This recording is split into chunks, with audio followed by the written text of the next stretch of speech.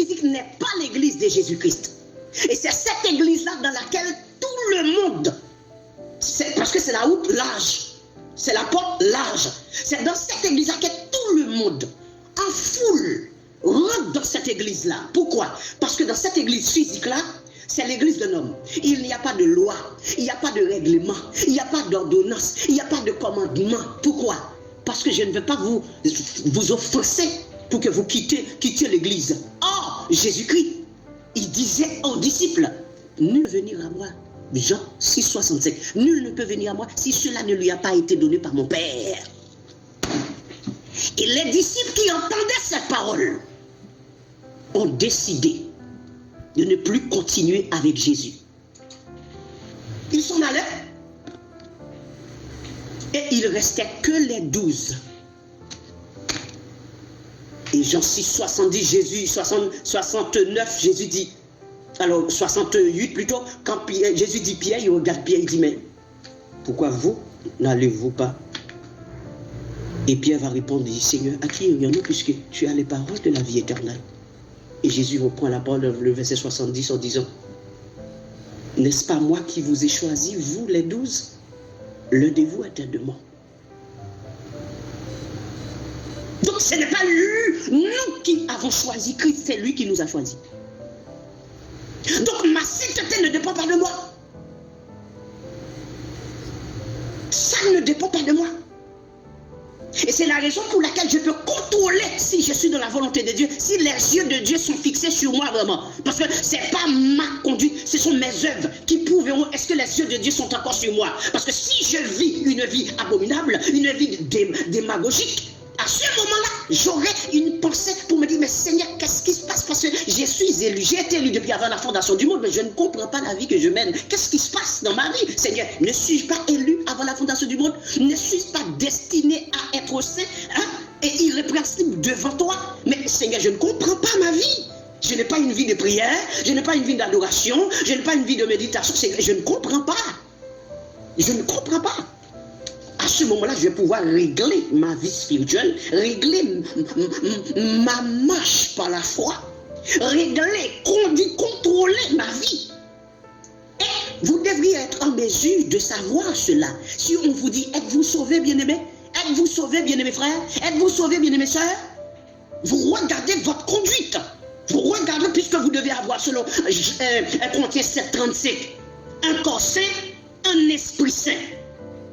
Parce que d'habitude, on vous dit que vous pouvez faire ce que vous voulez avec votre corps. Pour les femmes qui portent les pantalons, les faux cheveux, les maquillages, les faux ongles, ceux qui noircissent leurs cheveux.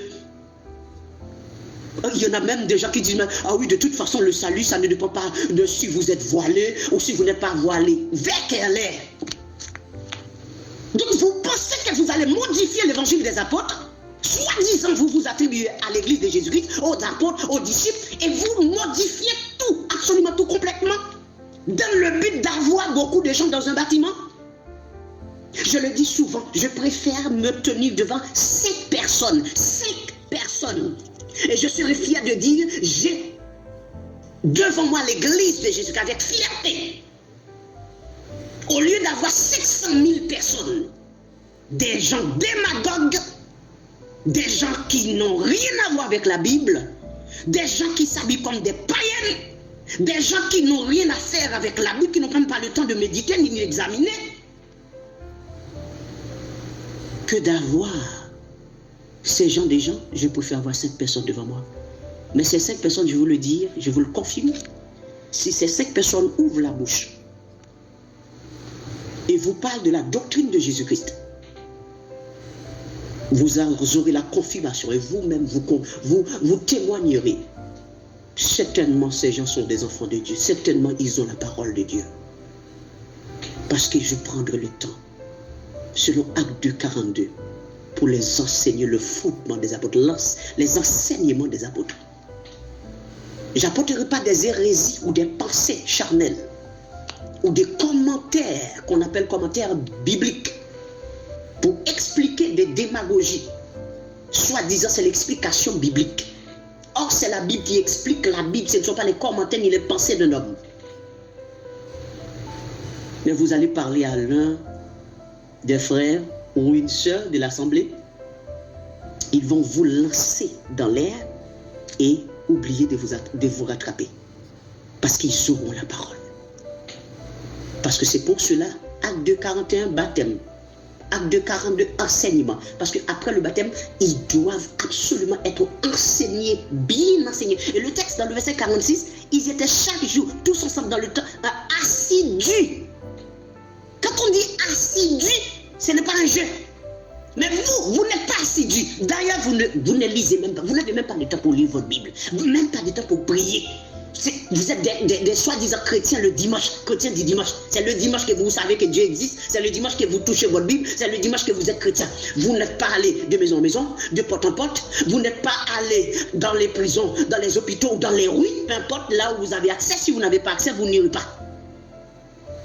Tout simplement. Et comme vous faites partie d'une